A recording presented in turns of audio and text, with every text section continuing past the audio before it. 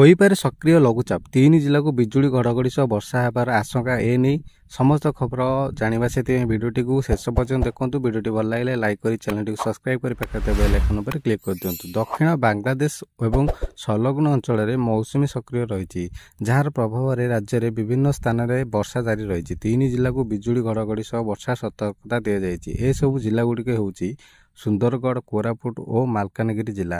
ସେପଟେ ଆଜି 5 ଜିଲ୍ଲାରେ ପ୍ରବଳ ବର୍ଷା ହେବାର ସମ୍ଭାବନା ରହିଛି। ଆସନ୍ତା 2 ଦିନ ପର୍ଯ୍ୟନ୍ତ ଏହିଭଳି ସ୍ଥିତି ଲାଗି ରହିବ। ମଙ୍ଗଳବାର ସକାଳ ସୁଦ୍ଧା ଯାଜପୁର, ଭଦ୍ରକ, ବାଲେଶ୍ୱର, ମୟୂରଭଞ୍ଜ, କେଉଁଝର, ସୁନ୍ଦରଗଡ଼, ନବରଙ୍ଗପୁର, ରାୟଗଡ଼ା, ଗଜପତି, ଗଞ୍ଜାମ, କୋରାପୁଟ ଆଦି ଜିଲ୍ଲାରେ ବର୍ଷା ହୋଇପାରେ।